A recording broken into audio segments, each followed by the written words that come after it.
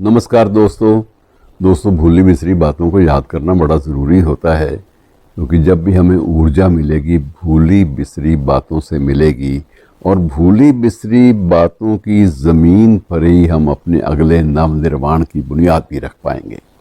आज मैं जिस चीज़ को दोहरा रहा हूँ आपके सामने, पहले सरसरी जिक्र हुआ था इसका, और वो है एक अभिनव प्रयोग जो साहित्य, कला और ऐसी चीज़ों के क्षेत्र में हुआ था।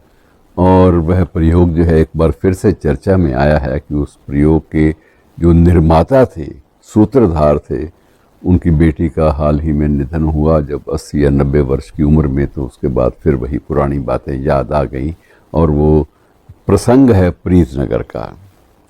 प्रीतनगर के बारे में चर्चा तो हम पहले भी कर चुके हैं, और ये जुड़ी हुई है प्रीतनगर की जो कथा है, ये एक ऐसे लेखक से जुड़ी हुई है जिसके द्वारा निकाली गई एक पत्रिका के नाम पर ही उसका अपना नाम भी परिचय में आने लगा। और ये गुरबख्श सिंह नाम के लेखक थे मित्रों। 50 से भी ज़्यादा कृतियों के लेखक, मौलिक कृतियों के लेखक गुरबख्श सिंह। पूरा नाम, लोकप्रिय नाम गुरबख्श सिंह प्रीतलड़ी, क्योंकि उन्होंने ये प्रीतलड़ी एक पत्रिका भी आरंभ की थी, साहित्यिक पत्रिका, जो आज भी उसी पुरानी गरिमापूर्ण लीक पर चलते हुए आगे बढ़ रही है, छप रही है, और वो लोकप्रिय भी है। ये मित्रों, इन्होंने क्या किया था कि अमृतसर और लाहौर के बीच में एक स्थान का चयन किया और उसका नाम रखा प्रीतनगर। परिकल्पना, वैसे गुरबख्श सिंह मूल रूप से ये इंजीनियरिंग की शिक्षा प्राप्त करके बाहर से आए थे, पर उनको लगा कि ऐसे एक प्रयोगशीलता जो है, ये एक बड़ी इसमें ताजगी मिलेगी। इन्होंने प्रीतनगर की स्थापना की एक खाली क्षेत्र में, और प्रीतनगर में कुछ आवास भी बनाए सुंदर भव्य, और उन आवासों में रहने के लिए इन्होंने देश के ख्याति प्राप्त उपन्यासकारों और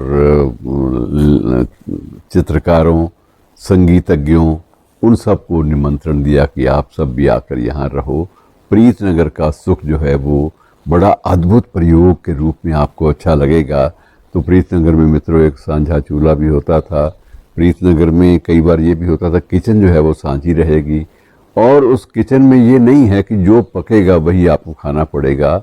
आप अपनी चॉइस की चीज़ें, अपनी पसंदीदा चीज़ें, वो वहाँ पर रहने वाले, सामान बनाने वाले, खाने का सामान तैयार करने वाले रसोइयों से आप बता सकते हैं, उनसे बांट सकते हैं, और वो आपको वो चीज़ बना के दे देंगे। अर्थात एक प्रकार से पूरा माहौल ऐसा बनाया गया प्रीतनगर में, जिसमें एक खुलेपन का भी एहसास हो, और ये भी एहसास हो कि हम किसी एक परिकल्पना या एक व्यक्ति द्वारा परोसी गई एक जैसी चीज़ उसमें भागीदारी नहीं कर रहे। सबको अपनी पसंद की चीज़ मिल रही है, और देने का मकसद एक ही है कि आप अपनी पसंद की चीज़ों के साथ जिएं, और उसके बाद अपने लेखन में नई दिशाएं जो हैं, नए सफ़र तय करें। और इसमें मित्रों धीरे धीरे बसने वालों में, आरंभिक क्षेत्र में बसने वालों में अपने समय के एक बड़े चर्चित, उन पर हम अलग से भी बात करेंगे, चर्चित दार्शनिक और चिंतन डॉक्टर मोहन सिंह दीवाना भी थे। और दीवान सिंह जो कि ये जनरल जगजीत सिंह अरोड़ा के पिता थे, ये भी उनमें शामिल थे। उपेंद्रनाथ अश्क काफ़ी समय वहाँ रहे। कवि मोहन सिंह, जिनकी बहुत सारी गीत जो हैं आज भी बड़े शौक़ से, चाव से पढ़े जाते हैं, गाए जाते हैं, वो भी रहे। और बलवंत गार्गी, अमृता प्रीतम, करतार सिंह दुग्गल, इन सब ने वहाँ पर अपने अपने ठिकाने बनाए, और साहिर लुधियानवी भी वहाँ पर बरसों तक रहते रहे। और दीवान सिंह काले पानी की संतानें, फैज़ साहब भी बाद में वहाँ आ गए, मुल्क राजा आनंद भी आ गए। इतने बड़े बड़े नाम आप सुन के ही हतप्रभ होंगे कि सारे लोगों को निमंत्रित करके गुरबख्श सिंह जी ने, सरदार गुरबख्श सिंह ने वहाँ प्रीतनगर की नींव डाली।